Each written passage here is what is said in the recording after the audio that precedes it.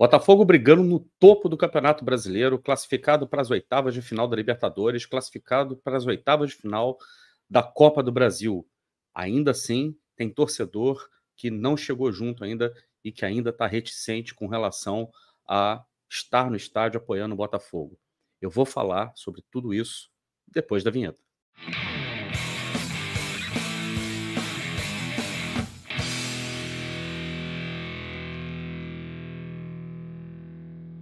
Olá, helenos e helenas, eu sou Tarso Delfim, o Caboclo, e estou trazendo mais um conteúdo aqui para vocês no canal do Caboclo, obviamente. Para você que já conhece meu trabalho, você já sabe tudo que eu vou falar nesses próximos segundos, mas para você que ainda não conhece, minha recomendação para você é que você faça o seguinte antes da gente começar a conversar. Deixe o seu like, se inscreva no canal e acione o sininho para receber as notificações de conteúdos novos aqui no canal do Caboclo. Seja membro helenos e helenas do canal do Caboclo por apenas R$ 4,99, menos do que uma latinha de Coca-Cola. Com isso, você ajuda o canal a crescer, você fortalece o meu trabalho aqui e eu posso trazer para você um conteúdo cada vez mais de qualidade. Se você também quiser apoiar o canal do Caboclo, você pode enviar um pix para canaldocaboclo@gmail.com, como o meu querido amigo Wanderson Lopes, que mandou para mim um pix no último vídeo, né? Ele não deixou nenhuma mensagem lá, mas a gente falou em off, né? Depois eu quero mandar um abraço super fraternal para o meu querido amigo Wanderson Lopes, meu querido amigo de Botafogo e de Portela, obviamente, tá? Então, se você quiser fazer como o Wanderson, minha chave de Pix está aí. Então, se você quiser fazer como o Wanderson, minha chave está aí, canaldocaboclo@gmail.com, beleza? Pessoal, eu fiz um vídeo há um tempo atrás aqui falando sobre a sequência de jogos do Botafogo, sobre os próximos 8 jogos do Botafogo. E aparentemente eu meio que venho acertando naquele meu prognóstico que eu havia feito naquela época. E eu sabia que seria uma sequência difícil de 8 jogos, mas por enquanto o Botafogo conseguiu se manter no bolo, no topo ali em cima, no G4, junto com Bahia, Flamengo e Palmeiras, né? Existem outros clubes também que podem brigar, né, por essas posições do G4, porém, o mais importante é a gente saber que o Botafogo tem que estar no bolo, tem que estar brigando ali em cima, porque, primeiro, a gente está em junho, a gente ainda está na 12ª rodada do Campeonato Brasileiro, tem muita coisa para acontecer, a gente está disputando o Campeonato Brasileiro ao mesmo tempo que uma Copa América está rolando, né? O que é o absurdo dos absurdos, e para piorar, a gente tem o pior calendário disparado de todos os campeonatos do mundo, né? Porque em nenhum lugar do planeta se joga de 3 em 3 dias, de 4 em 4 dias. É óbvio que isso cobra um preço, e cobra um preço não somente para o Botafogo, obviamente você deve saber, isso cobra um preço para todo mundo, cobra um preço para todos os times, e acaba, obviamente, comprometendo o resultado técnico, o tipo de futebol que se joga aqui no Brasil, né, acaba ficando muito comprometido, e a gente cada vez menos se torna atraente, né, para o mercado internacional de consumo de futebol.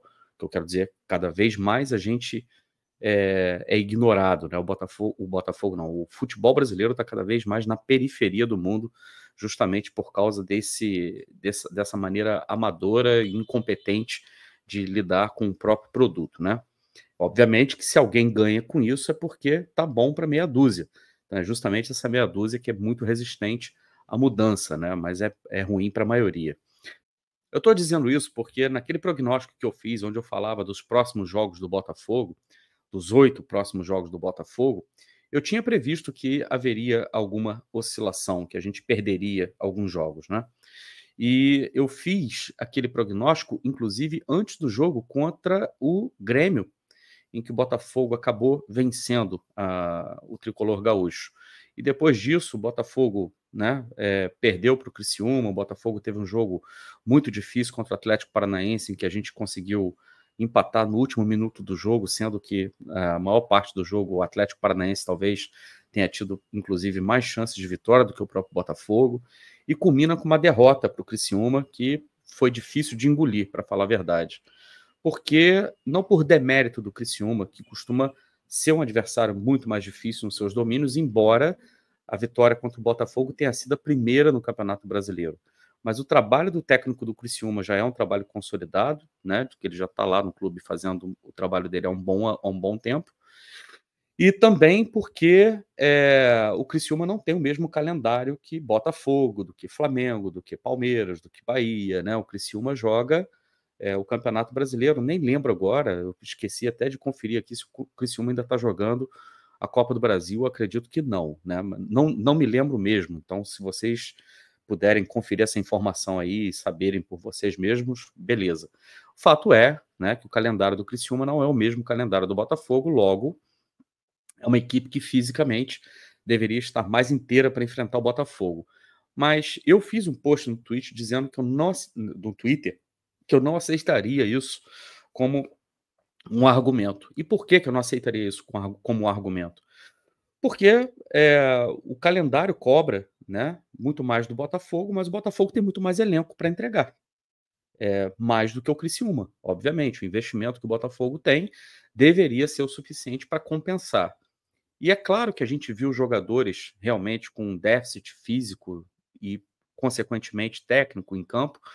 Agora, eu quero chamar atenção para uma coisa que foi diferencial demais entre Botafogo e Bragantino, na vitória do Botafogo para o Bragantino, em comparação com a derrota do Botafogo para o Criciúma.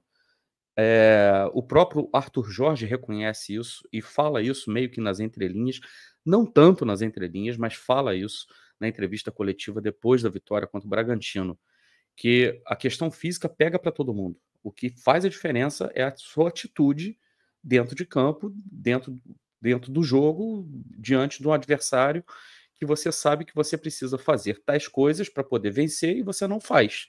Quando você deixa de fazer aquilo que está combinado fazer, é que é o problema. E aí é uma questão de mentalidade, uma questão de atitude. Então, eu reputo a atitude do Botafogo diante do Bragantino o principal motivo pelo Botafogo ter vencido.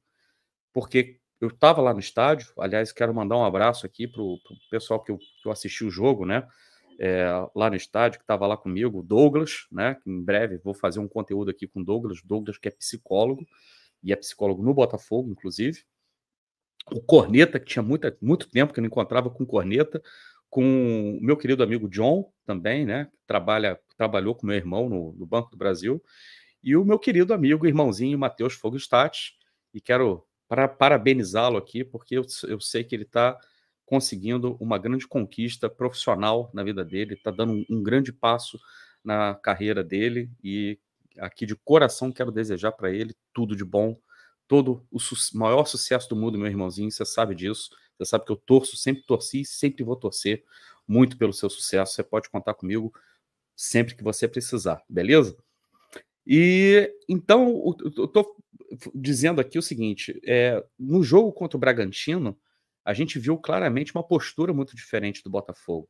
E a gente viu um elenco contra o Bragantino muito mais enfraquecido do que o elenco contra o Criciúma. O Botafogo praticamente tinha opções muito escassas, né, no banco de reservas, tanto que o Arthur Jorge teve que levar o time que ele entrou em campo, que foi o time titular, no limite, né, da exaustão física mesmo, sendo que alguns jogadores, inclusive, tiveram que ser sacados antes. É o caso do Bastos, né, que precisou sair antes, no intervalo, inclusive por causa de um choque lá, saiu sentindo a lombar. A gente espera que não seja nada demais, que ele possa estar em campo contra o Vasco no sábado.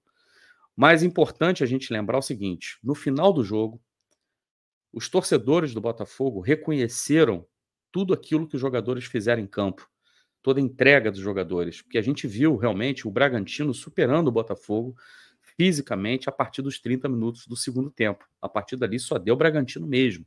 E o Bragantino poderia ter chegado ao empate se não fosse uma defesa espetacular do nosso querido John, uma defesa milagrosa do John, mas também se não tivesse sido pelo empenho dos jogadores, como o Tietê, o próprio Tiquinho também, que ficou até o final, jogadores como o Lucas Alter, que fez uma partidaça ontem, com poucos erros, ainda errou, mas foram poucos erros, o próprio Damian também, que jogou muita bola, o Marçal, que voltou e se sacrificou jogando na zaga, e jogou bem, inclusive na zaga, ou seja, todo mundo que se doou demais em campo. Eu estou citando aqui alguns que foram destaques, mas o time como um todo contra o Bragantino se doou demais em campo e o Botafogo saiu com uma belíssima vitória com 2 golaços do Eduardo em 2 jogadas que são muito semelhantes e que dá para ver claramente que aquilo ali tem realmente prática, que aquilo ali tem treino, que aquilo ali tem rotina, né, que aquilo ali tem repetição e que gols, da maneira como eles saíram, não saem simplesmente do nada, não saem simplesmente à toa. Em que pese o entrosamento que o Eduardo tem com o Tiquinho, isso já vem desde o ano passado, é necessário que haja repetição para que o jogador se sinta sempre muito confortável para executar em campo, durante o jogo, uma situação de jogo, aquilo que ele faz normalmente durante o treino. Dito isso, tá? Eu quero levar aqui, eu quero chamar a atenção de vocês para um detalhe, para uma coisa. A gente teve algo em torno de 13 mil torcedores ontem. Eu estou falando ontem porque eu estou gravando o vídeo na quinta-feira, no dia seguinte ao jogo. Nós tivemos 13 mil torcedores no estádio Newton Santos. Um jogo marcado para 7 horas da noite, numa quarta-feira, e que todo mundo sabe que é um dos piores horários que você tem para jogar futebol, principalmente se você está numa cidade como o Rio de Janeiro. E quero dizer que isso não é à toa. O Botafogo, pela segunda ou terceira vez, joga nesse horário, né, no estádio Newton Santos, em horário extremamente inconveniente. E, além disso, o Botafogo tem tido vários outros problemas de horário, dos seus horários, numa clara demonstração de retaliação de quem hoje manda no futebol brasileiro, que é detentora dos direitos de televisionamento do Campeonato Brasileiro. Estou falando aqui especificamente da Rede Globo.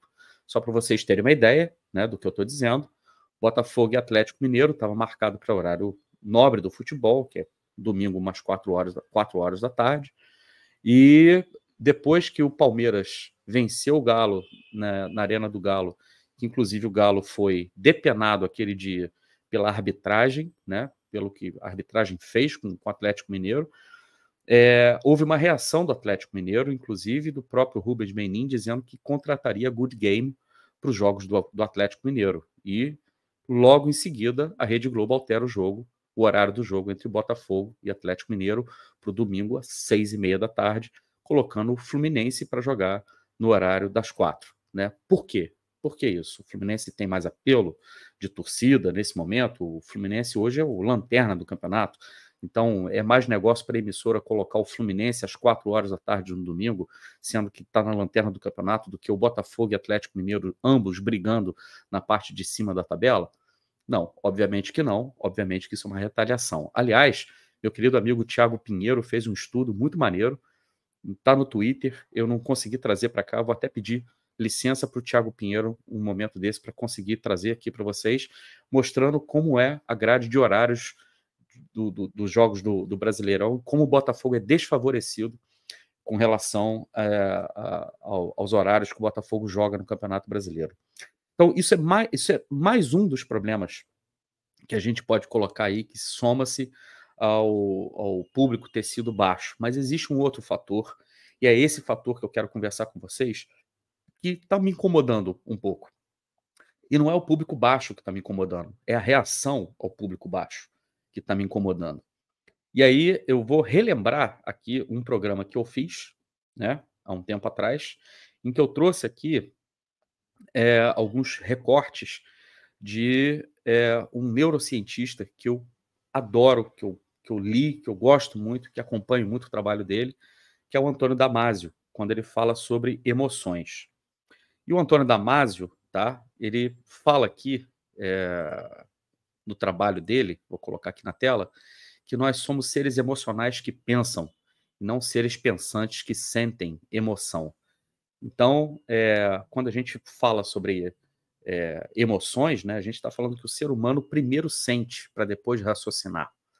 Isso é orgânico, isso é biológico. Não tem essa de você falar, eu preciso tomar uma decisão racional ao invés de uma decisão emocional. Isso hoje, dentro dos parâmetros científicos da neurociência, está comprovado que não é possível, porque você é um ser emocional, você sempre vai sentir o impacto da emoção para depois você conseguir elaborar o que você precisa pensar e transformar em linguagem. Eu vou passar rápido por isso aqui, porque eu já falei sobre isso em outro vídeo. E ele diz também que as emoções são ações ou movimentos que o corpo produz interna e externamente como resposta ao estímulo do meio. Logo, tudo aquilo que está acontecendo no seu entorno, né, provoca emoções em você. Mas o mais importante dessas emoções, né, que são provocadas pelo meio, é que as emoções têm como função principal tornar a vida sobrevivível. São as emoções que definem se você consegue viver ou morrer. Foi isso, inclusive, é um fator primordial de desenvolvimento da evolução humana, porque justamente o fato das emoções nos seres humanos serem tão sofisticadas que fazem com que a gente tenha conseguido evoluir ao longo de milhares e milhares de anos. E ele continua dizendo aqui que basicamente elas apontam para um perigo ou uma oportunidade. Onde você lê perigo, aqui você também pode ler medo, tá? Então, basicamente, os seres humanos são guiados por essas duas emoções, que eu vou chamar de emoções básicas, que é o medo e a oportunidade, né? E quando a gente fala sobre medo e oportunidade, a gente está falando de dois campos muito complexos, de dois conjuntos muito complexos de emoção.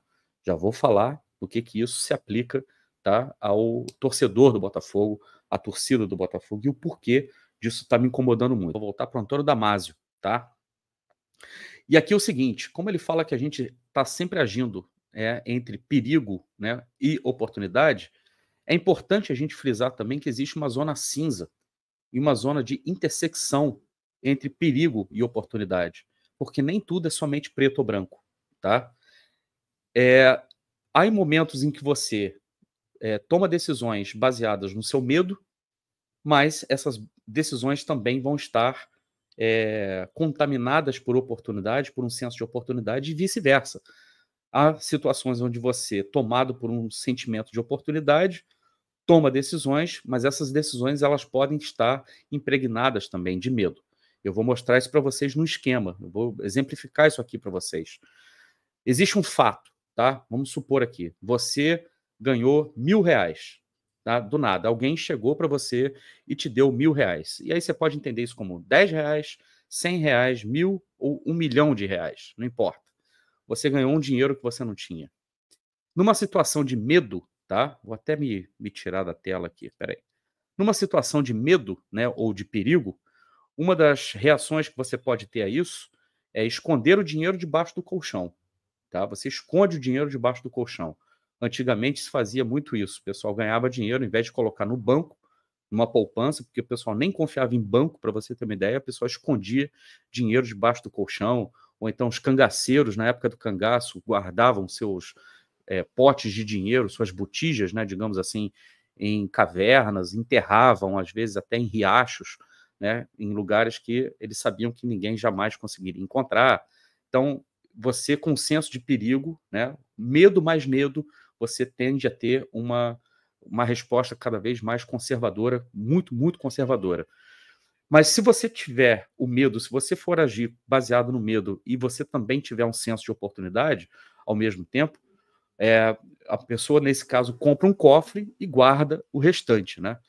Então, significa o quê? Dos R$1.000 que você ganhou, você pega parte desses R$1.000 e investe num cofre, né? Você não vai vender esse cofre, você não vai ganhar mais nada em cima desse cofre, mas esse cofre vai ser suficiente para você proteger o resto do dinheiro que vai te sobrar, tá? Essa é uma maneira de investir.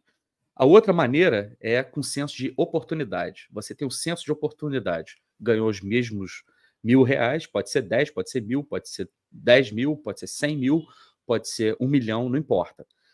Agindo com senso de oportunidade, mas contaminado com medo, contaminado pelo perigo, você guarda metade e investe o resto. Tá? Tem muita gente que vai agir assim, que é geralmente o que a gente fala de investidor misto ou investidor moderado, né? A pessoa vai investir em algo que vai ser conservador, algo que vai render pouco, mas vai preservar o dinheiro e, ao mesmo tempo, também vai fazer um investimento ali que ele possa, de repente, multiplicar o restante do dinheiro, né? Ou diversificar investimento.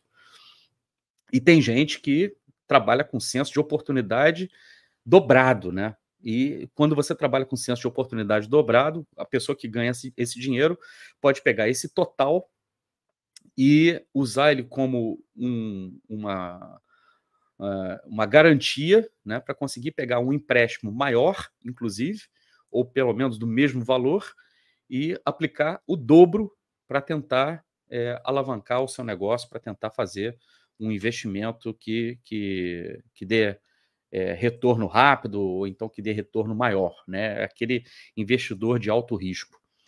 Então, eu estou colocando isso aqui para vocês entenderem o seguinte: o torcedor hoje ele age exatamente da mesma forma, porque o torcedor é um ser humano como qualquer outro. E o torcedor, quando ele recebe os sinais, ele vai agir tanto com medo, com senso de medo, ou então com senso de oportunidade, com senso de perigo ou senso de oportunidade. Todo mundo vai agir dessa forma, tá? E aí, a gente tem o cenário atual, tá? O cenário atual para o botafoguense, para o torcedor alvinegro, o cenário de perigo a decepção de 2023 ainda é muito recente. Então, no menor sinal de que o Botafogo pode repetir a decepção de 2023, esse torcedor se afasta.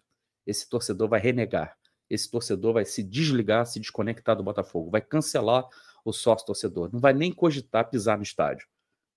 Existem outros fatores também, externos, como a arbitragem, que a gente vê sendo utilizada para retaliar o Botafogo.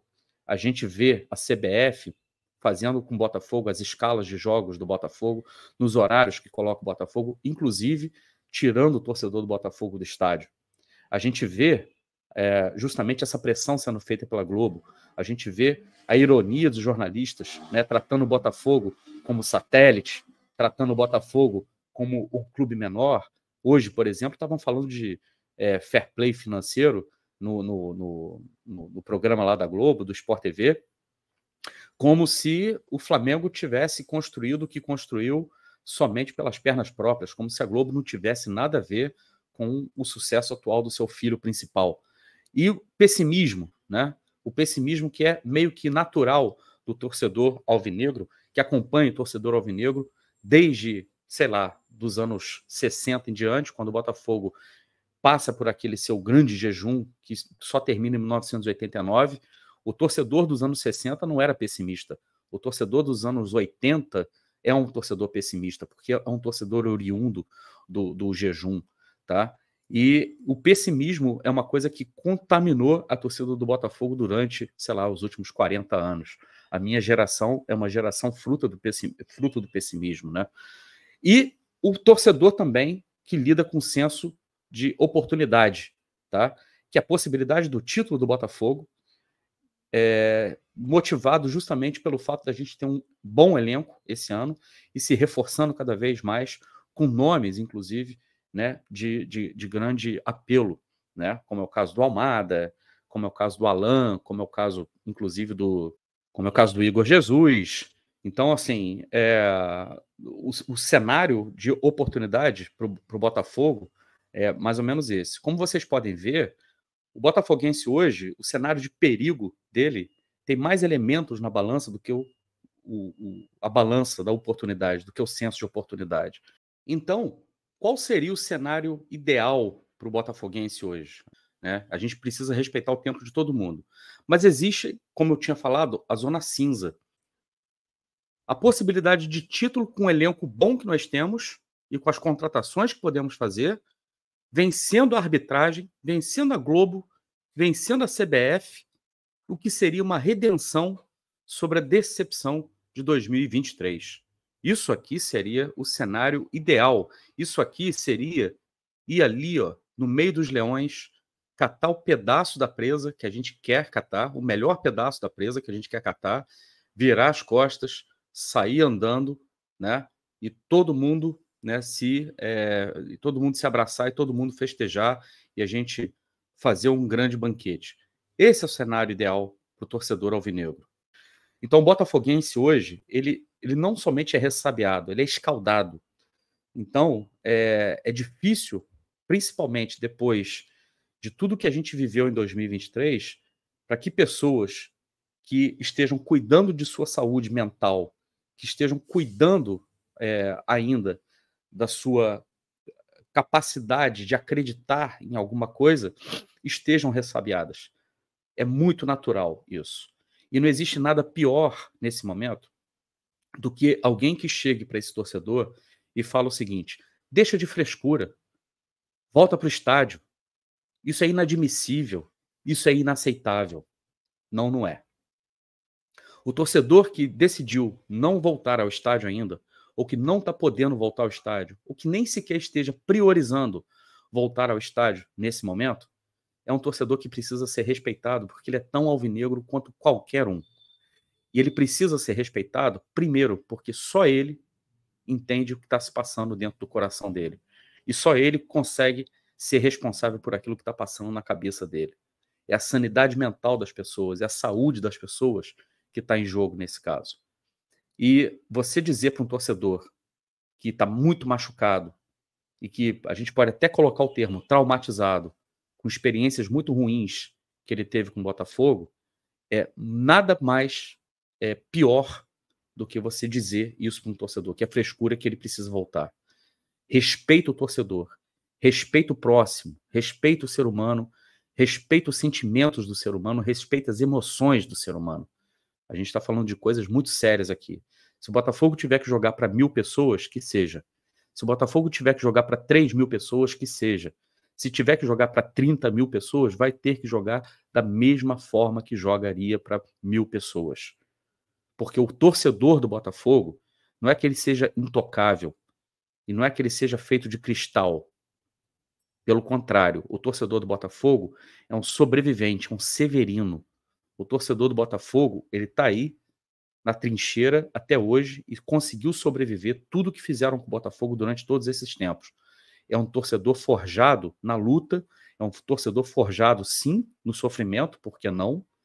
Mas também é um torcedor que tem o direito de sentir medo quando sentir medo. É um torcedor que tem direito de se preservar quando precisar se preservar. E ninguém tem o direito de chegar para esse torcedor e dizer para ele como ele deve agir, como ele deve torcer. A gente não precisa de gourmet de torcida nesse momento. É a última coisa que a gente precisa. Quem puder ir ao estádio, está indo ao estádio, que bom, que continue indo. Tá?